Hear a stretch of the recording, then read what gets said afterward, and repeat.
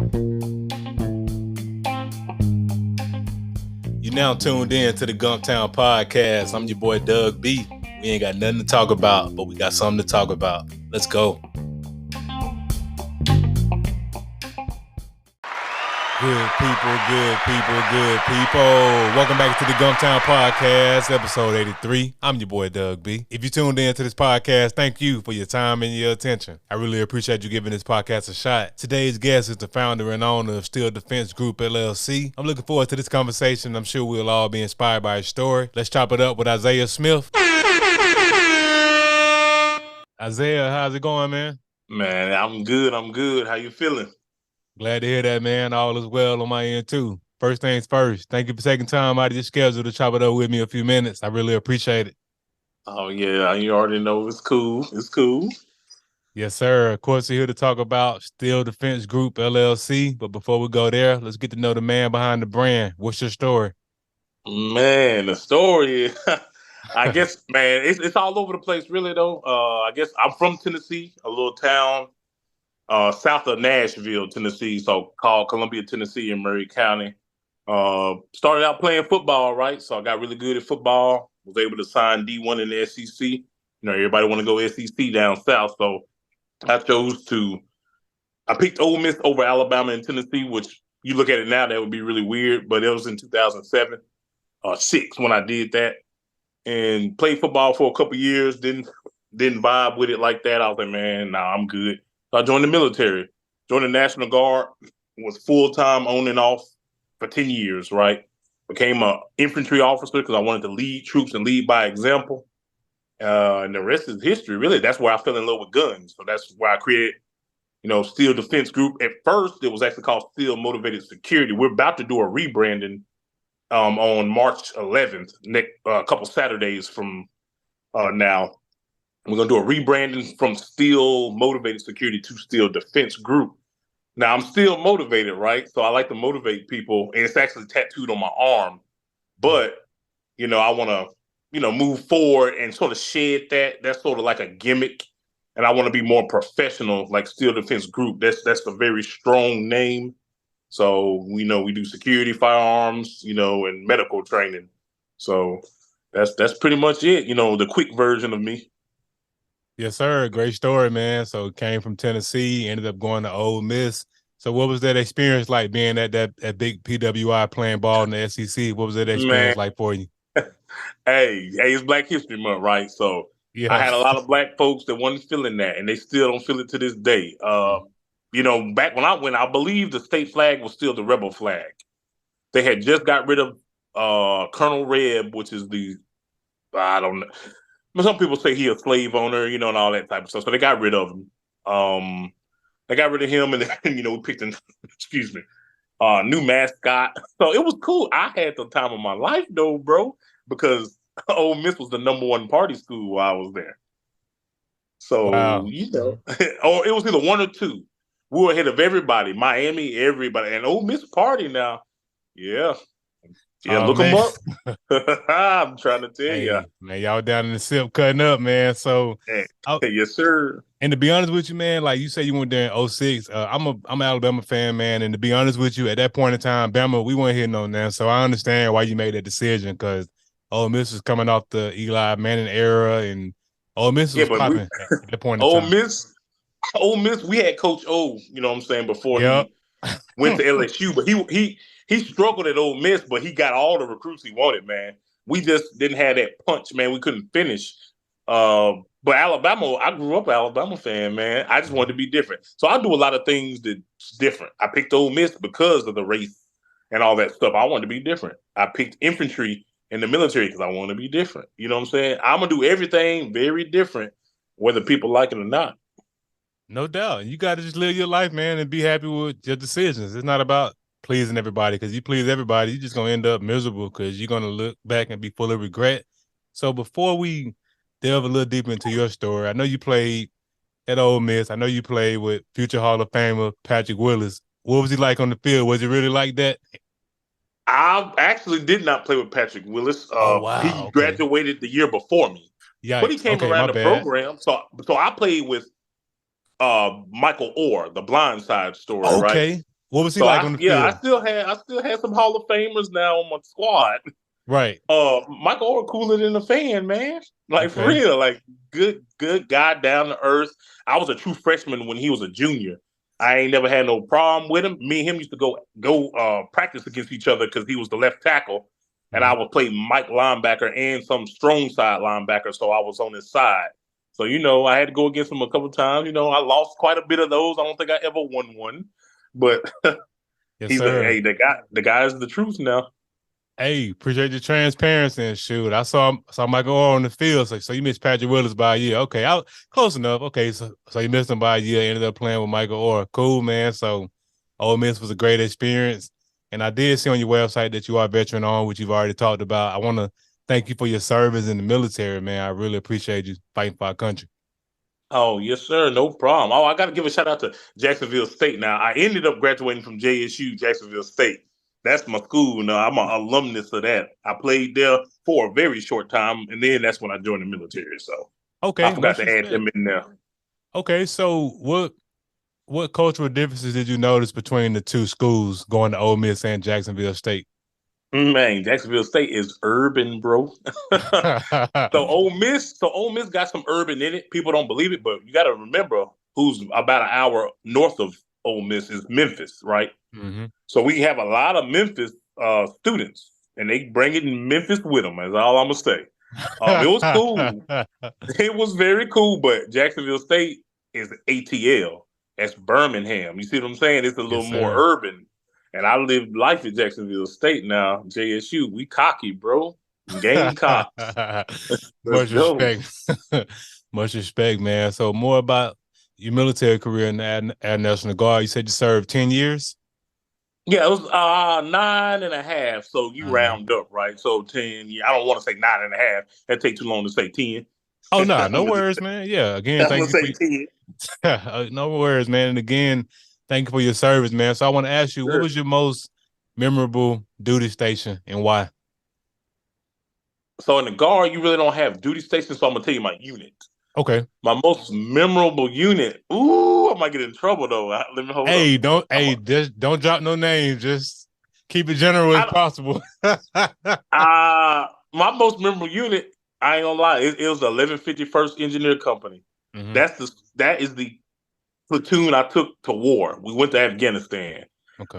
My thing to them was I'm gonna bring y'all all back in one piece. Maybe not mentally, right? Things are, when you go see that type of stuff and you go over there to Afghanistan and you're away from home for a year. But that was my platoon. Yeah, that I got to go with them. Now I like other units in other areas I was in, but we were based out of Huntsville, Alabama, right outside of Redstone. I got to go with 1151st Engineers, man. Them was my guys and gals. Much respect, man, for you taking them over there and bringing them back as you promised, man. Like I know being over there in that war zone is no joke. It ain't play. It ain't Call of Duty, man. So I know it was a high pressure situation. So you went over there and made it back, man. And much respect to you, for real. Oh yeah, yeah. It wasn't as bad, right? It ain't like the movies, but Mhm. there's some, there was a plenty of explosions. You know what I'm saying? Right. Yeah. But And most important thing, man, you made it out, man, and made it back and you got them back safe and sound, man. So that's much respect to you for that.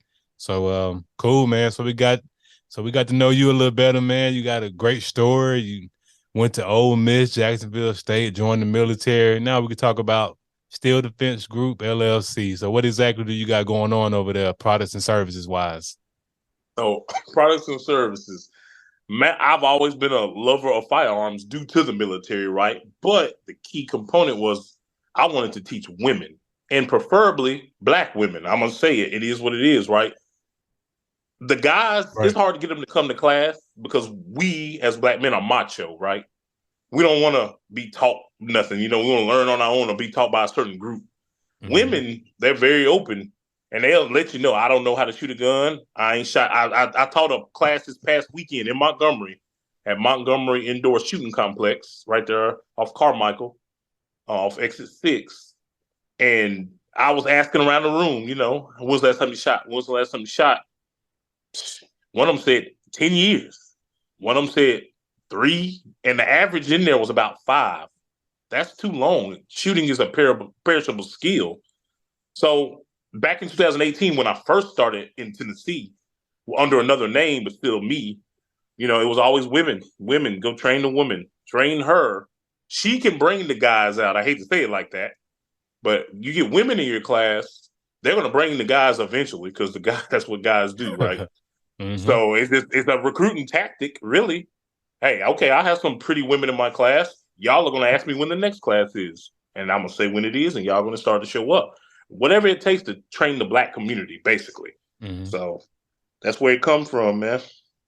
Wow, man, much respect, man. And you were very self-aware in your target audience because like you said, black men, we too cool for school, man. Let's call it what it is, Man, man. Like, oh boy, man, I use that. I use that same term. Too cool man. for school. Hey, you know what? Our favorite saying, man, I'm good. I'm good. I don't need no training. I'm good.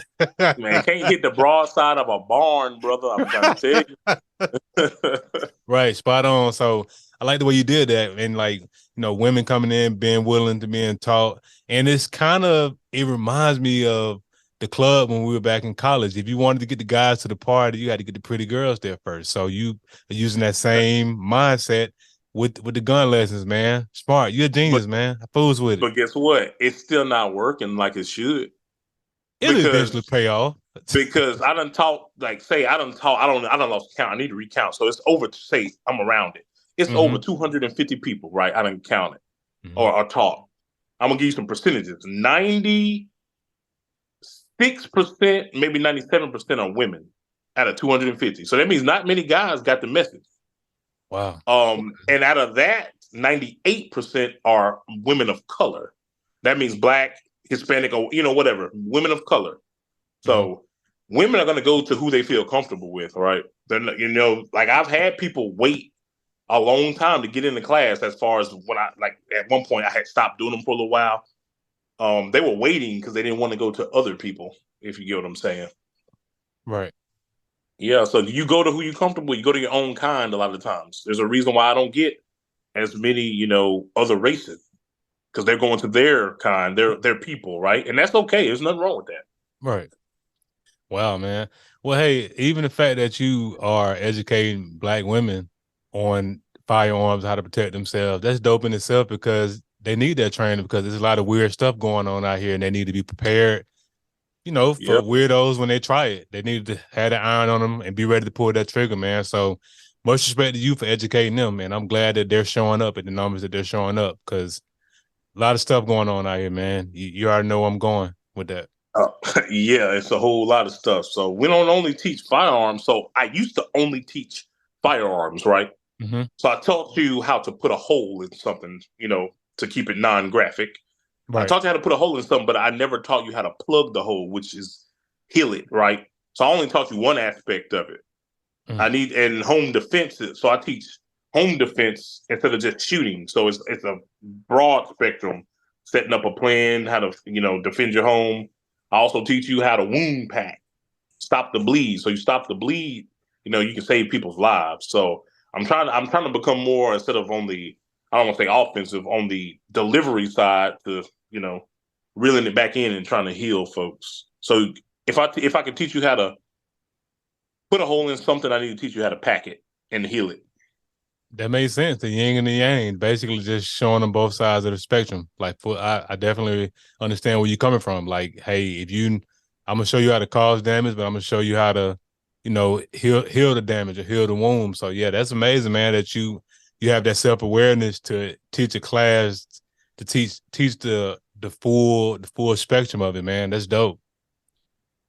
Oh yeah, I'm trying to broaden my Mm-hmm. empire. Like I look at a lot of YouTube, and really Instagram is where I make my money, not physical money, but like my brain money, my knowledge. So a lot of dope people, as you know, on Instagram, man, including you, brother. Likewise, man. Hey, I appreciate it, man. I see you on IG, man, making it do what it do, man. Dropping that content and making it do what it do. So yeah, Instagram is definitely a great pool of people on there, man, doing their thing. So appreciate those words. So in terms of just places where you've taught classes, so I know you've taught classes in the Gump and Huntsville and Nashville, Columbia, and Birmingham. So typically, where your largest? What would you say? What city do you get the largest turnout? Man, my home, uh, both unfortunately and fortunately, my home area, my hometown, come out strong for your boy. Mm, Uh, Huntsville's pretty strong, but man, ain't nothing like your hometown. They come out in droves. I done had a class of 30 multiple times. I mm. done had whole families take my class from my home area.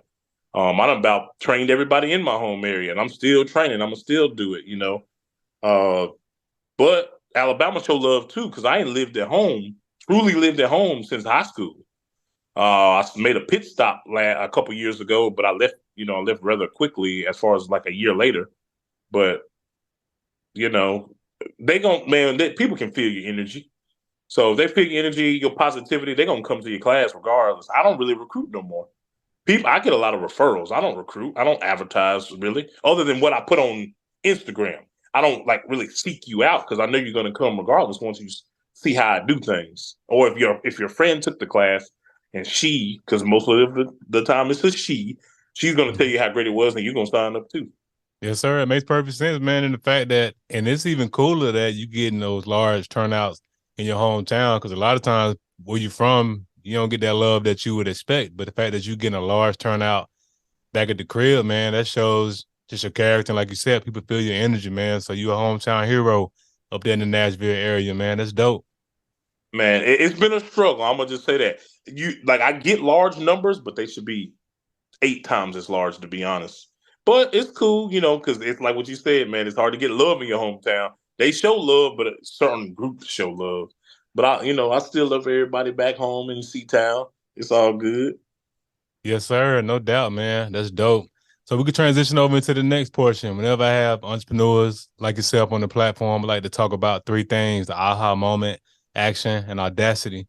You pretty much already talked about your aha moment, what sparked the idea to create Steel Defense Group.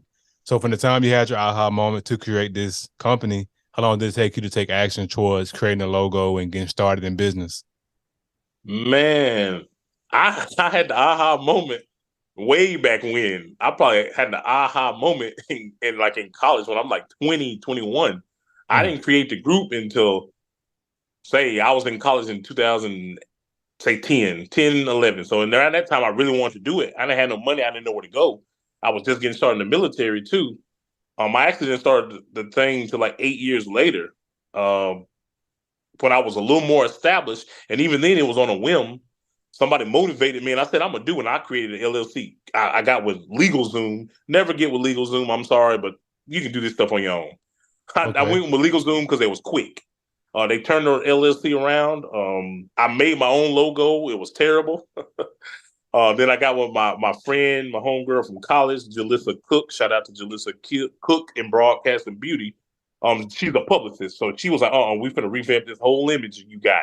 She revamped it and got the Still Motivated logo, which is the one that got the gold with the state of Alabama, Tennessee, and Georgia on there.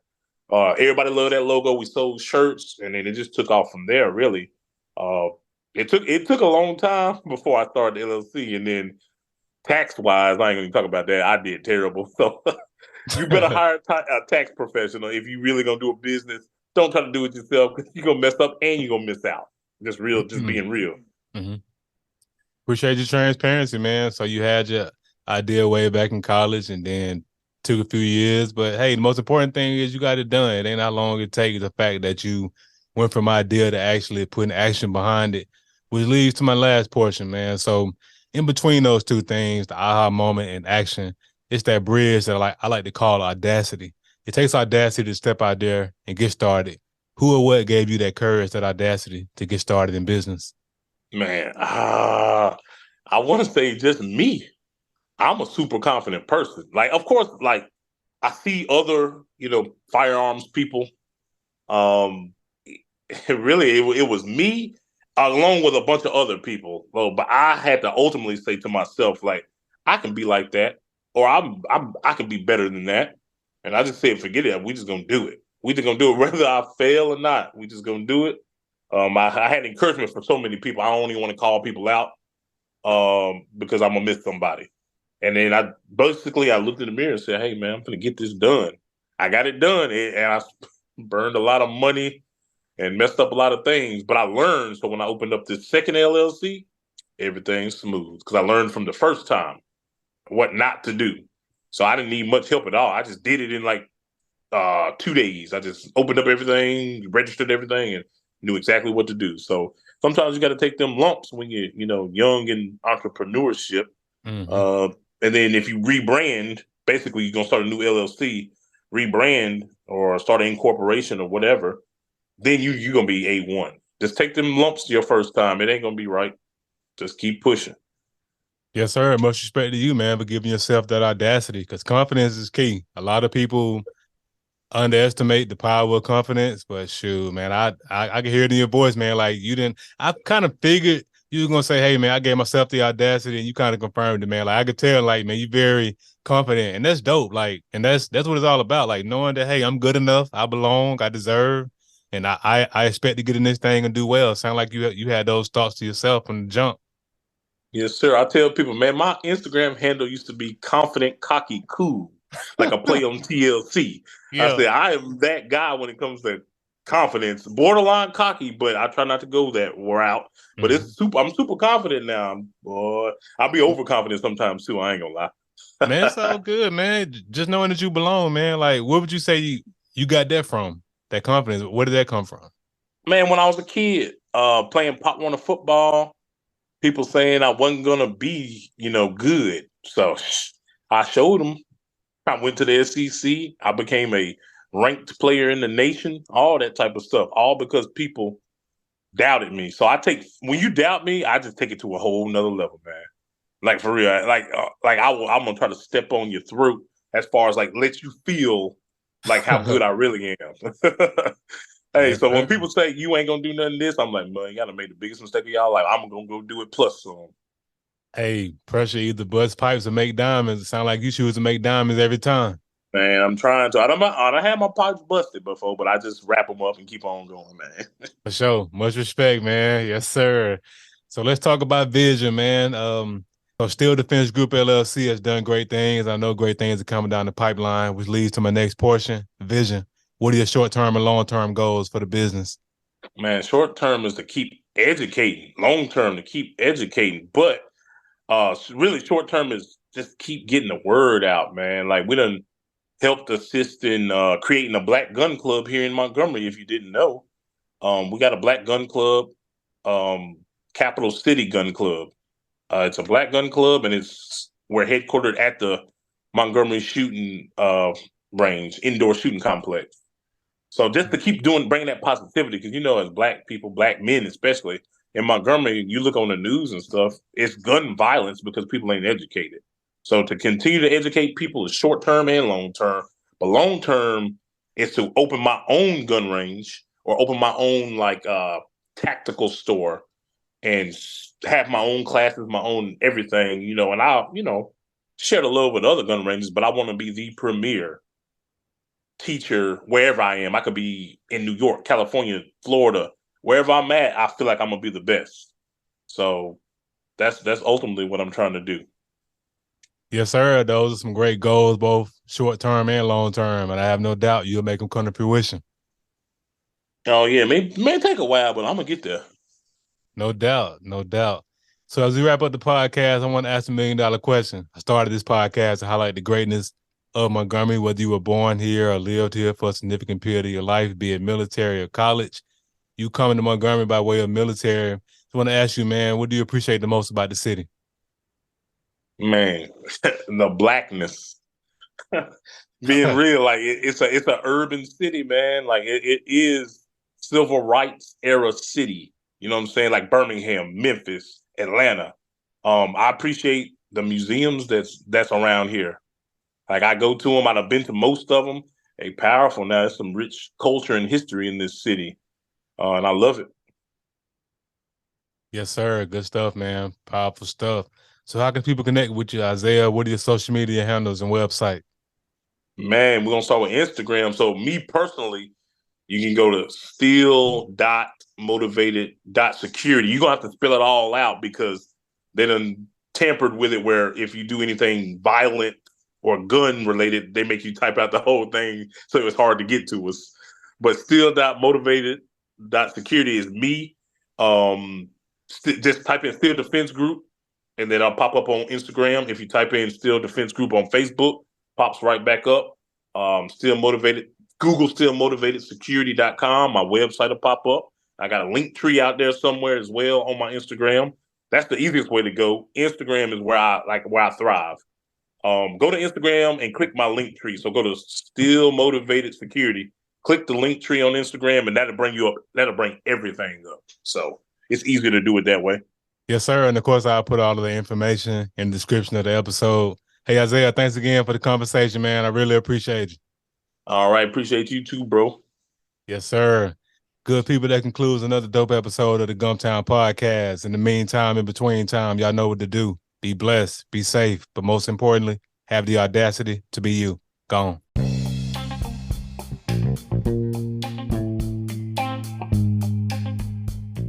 Thanks again for tuning in. I appreciate your time and your attention. Until next time.